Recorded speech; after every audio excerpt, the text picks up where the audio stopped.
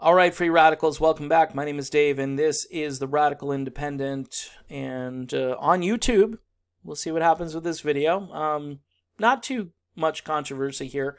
In fact, YouTube is going to be more friendly to the Joe Bidens and the Kamala Harrises, and that's the way their algorithm is set up. And we know it. Everybody knows it. Nobody wants to talk about it. Tulsi Gabbard, apparently she did not win her lawsuit with Google. They dismissed it or something. I don't know all the details. I do know that, being blacklisted and blacked out and just disappeared and made to make people think that you're not there, that kind of hurts a campaign. And there are only two guys left. We're being told by everybody in the news media. I heard one commentator say this morning, we are essentially down to two people. Essentially. Oh, man. I think Tulsi probably thought to herself, well, they're going to have to start talking about me a little bit. And like I said, we did start to see pictures of Tulsi Gabbard during the last primary Super Tuesday results because, again, when you pare down the screen, what happens is they list all the candidates and they get to the bottom, and that you see like half of the stat below the screen, and you see like the top of Tulsi's head or something. It's incredible what they've done to her. And now we're left with these two guys, and this is Biden's. This is Biden's to lose at this point, and I don't think he's going to lose it. My friend Dennis tweeted out, Bernie is set to lose at least 22 more states. Biden will win 2/3 outright and humiliate the Sanders movement. He is down 50 points to Biden in Florida and in Georgia, where there are 400 delegates. He has no chance in the South, Northeast, or even the East Coast. Time to retire, Bernie. It's over. That's my friend Dennis, who is a very fervent Tulsi Gabbard supporter. When you need a shot in the arm, you talk to Dennis because he'll give you the shot in the arm. I, out of principle, decided to stay with this a couple of weeks ago because I looked around. And said, well, what's my alternative? Green Party? Well, Green Party is kind of a lame candidate running right now, but I like a lot of what they have to say. I did some research. I looked into the Libertarian Party. I like Lincoln Chafee, who's running over there. Nice, soft-spoken man. Guy who voted against the Iraq War, by the way. We hear all the time about, I'm the only guy that's voted against the Iraq War. That's, again, when people start saying that, they forget Lincoln Chafee. I don't think Lincoln Chafee's going anywhere. However, there is a lane opening up if it's going to be Trump versus Biden. There's a third-party lane that's opening up. And again, everybody who wants Tulsi, and that would be me, I'd love to see Tulsi run. There's not enough time. There's just not enough time to do this, even if she said tomorrow, hey, I want to run third party. She would be credited as being the greatest spoiler in the history of the world if she jumped in and she started getting media attention. But she could easily say, look, nobody was paying attention to me. I was still running for president. We were down to 3 candidates and nobody was paying attention to me. She'd have such good one-liners. She could just clobber everybody over the head. Well, these are 2 very divisive candidates. The point is, who's more divisive is Bernie. Now, we're going to hear about Joe Biden's cognitive decline over and over and over again. That's all you're going to hear about. The reason Biden got selected is he's got name ID. And he does well with African-American voters who remember the term Obama-Biden. There was like one word, Obama-Biden. You say it really fast, Obama-Biden. And they remember Biden. And, hey, Obama liked Biden, so I should too. That's what the electorate has boiled down to. That's the thinking, the cognitive, deep thinking that goes on right now. Name recognition. Joe is steady. He's a nice, affable guy. And you know what? There is some truth, and a lot of progressives don't get this. And this is why I love Tulsi Gabbard more than Bernie. Not even close. okay, at this stage. Tulsi Gabbard brought good cheer and aloha to her campaign and continues to do so, by the way. She would have brought that to the Oval Office. She would have reached across the aisle. She would have done that to get things done, not to be a centrist. Because what happens is you get tough things passed through the House and signed into law if you have a coalition and you build bridges. This country has become more and more polarized, and fewer things are getting done. If you're on the left, the things that you love, you're not going to get a hearing if you've got a bunch of angry people on the right that believe your message is akin to communism, even though it's not. I'm here to tell you it's not. But the way it's been explained, and by the way it's been shoved down your throat by the same people who are running, who put on their profile, I'm a socialist. That's not going to work for you. Go walk around in society. And here's the thing. It's not our job to re-educate everybody. What it is you have to put forth issues and say how you can pay for those things that you want to do, why this will benefit you. It's the old sales adage, what's in it for me? And how does this benefit me? And how are we going to get this done? And explain it. And, Ronald Reagan, one of the things that Reagan was very effective at doing is repeating the same thing ad nauseum. You'd get tired of hearing what he had to say because it was the same spiel. But Americans need to know and need to hear this stuff over and over again. And nobody's really doing it on the campaign trail other than Tulsi Gabbard, who brought a new term into the political discourse, and that term is regime change wars. That was her phrase. She coined that phrase, regime change wars. And you want a coalition? If you explain that to people and say, look, you want $1 trillion to come home? We got to stop doing regime change war. That's the number one thing. And like I said, her platform and her message flows down from that. Everybody else thinks that they're just going to upend the political system and ram through something that is probably not going to have the support of enough people to get done. So as AOC said in a moment of what I would consider being candid, she said, well, we'll deeply compromise and we'll get some kind of a public option. That's not Medicare for all, and that is certainly not Tulsi's bill. Tulsi's bill, which got criticized by a bunch of progressives when she released it, oh no, you can't have a two-tiered system because then you have the elite doing this up here and then you have everybody else. And I'm thinking to myself, these people get covered. So why is that still a problem? Because now you're talking about classism. And look, do I want to eradicate and eliminate rich people? I don't know if that should be my first priority. What I should be doing is appealing to everybody and saying, you know what? We need to make the world a better place. Should a billionaire exist? I don't know if that's my first problem right now. My first problem is maybe extracting some of the billionaires' money, because if billionaires don't exist, then the tax base doesn't exist. All right? If you want to change the tax code and get the billionaires to pay up, that's a lot better than telling a billionaire that he shouldn't exist.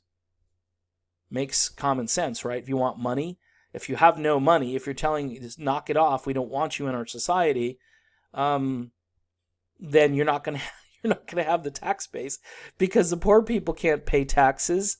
That's the point. Where are you going to get this money? Oh, you can print it. And I agree. You could print it, and then, in a few years we'll all have shopping carts filled with money where we have to wheel them into the supermarket and we exchange the money cart for food. Yeah, that's a good system. We're doing so much damage to our monetary system by the way we're behaving, and the fact that you're pumping money into a system like we did last fall to bail out banks. So they were liquid because we didn't want any of those big-time investors or Wall Street people to panic and cause a problem. Right now we got the coronavirus, which is actually doing the same exact thing. Just give it a little bit more time. Hopefully, when the weather gets warmer, this virus will get itself under control. But things are getting a little hairy out there. And you had, again, the candidates saying very little about it, and Tulsi Gabbard comes forward and she's a leader on it and says Trump is doing this wrong, and you don't hear much from Bernie or Biden. And they're just trying to court the people that they have secured. And Biden, look, folks, this is part of this is the progressive media just kept ignoring and saying, what's ahead? Well, South Carolina was ahead. Jim Clyburn was up ahead. And Bernie Sanders said, hey, I don't even, my politics are not his politics. Jim Clyburn? Really? You don't have any common ground with Jim Clyburn? That shows to me that that's a little too radical. Whereas I guarantee you, Tulsi Gabbard could sit down with Jim Clyburn and they could find common ground. It's too late, though. It's too late for any of that. The only thing that could happen is if one of these guys has a health issue where they can't continue, and that's a possibility. So Tulsi Gabbard needs to hang in. She needs to keep fighting. She needs to keep talking. Her message needs to keep going out there. You just never know what's going to happen. And all of this fake progressive media saying, oh, just a little setback for Bernie. He's on track. He can do this.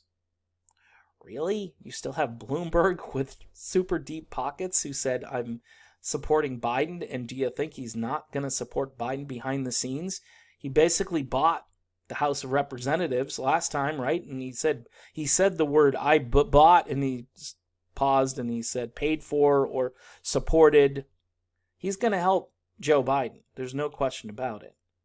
And 400 delegates in 2 states, Florida and Georgia, coming up. What's Team Bernie got? What's he going to do? He can't do anything. But Tulsi, the Tulsi blackout and all that stuff, that is something that we all need to just remember as to why we're still in this, is because there's unfairness, and we need more than just closure. We need to keep the movement going, because this is something for today and tomorrow and next year and the year after that. We need huge reform in this country. We need anti-corruption laws passed across the country. Both political parties are doing this. The DNC might be the most corrupt organization that you'll ever see.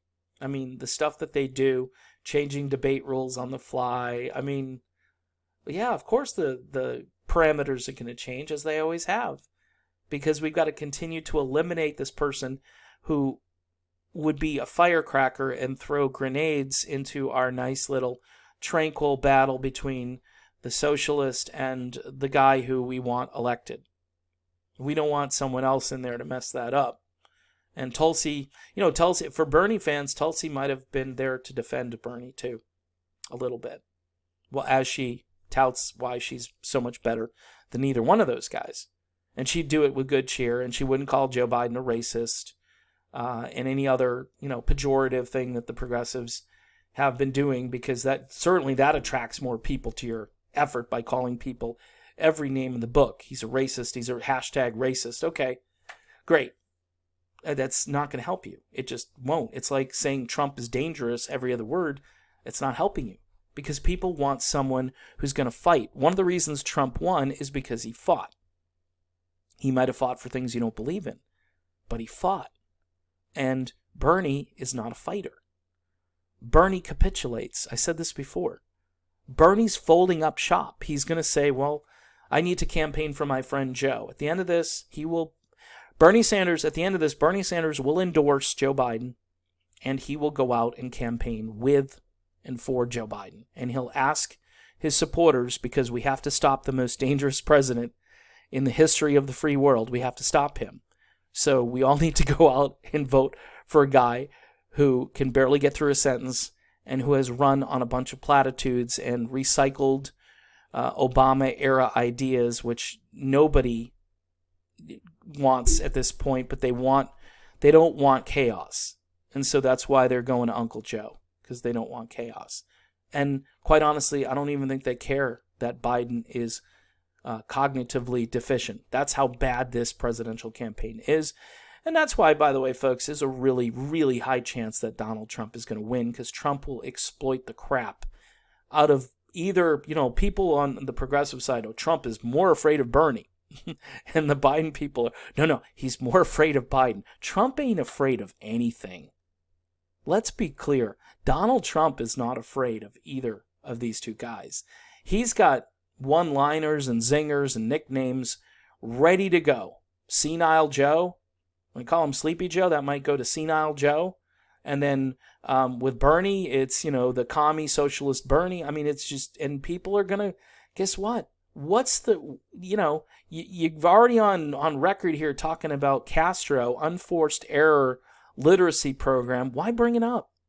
Why bring it up? Just talk about your vision for the country. That's how you win.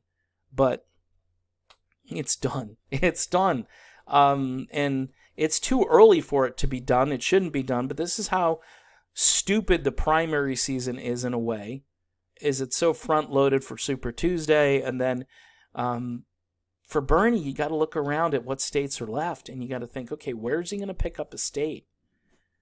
And Biden was fairly competitive in California, where he probably should have gotten crushed. Massachusetts too. What happened there? And now we're hearing conspiracies. This is the other thing. Oh, well, the states were rigged for Biden. Really? Massachusetts was rigged for Biden? Maine? No, I don't know. I'm not. Or maybe it was Putin. Putin likes Biden now. Who knows? That'll be.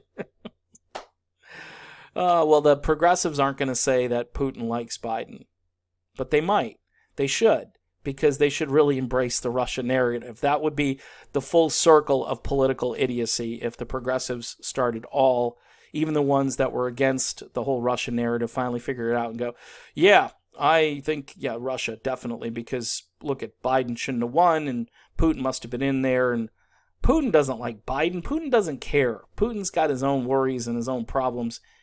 He doesn't care. He probably wants somebody who will talk to him and work with him to fix problems like what's going on right now in Syria, where the United States has stepped in to stop the fact that Turkey and Syria might actually come to terms with stuff because of Russia.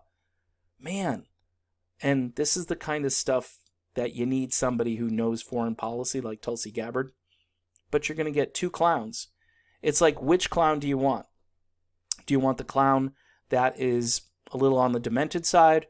Or do you want the clown that yells and screams and could have a heart attack again? And not only that, but doesn't really relate to a good chunk of the country in a way that brings people together to really build coalitions. Tulsi is that person. She's still that person. She's going to be out there. She's only 38 years old. She's not going anywhere. I think she'll be 39 in April. She would have been a great president, and she could still be a great president, people. So I hope she continues to hang in there just because. That's all I got.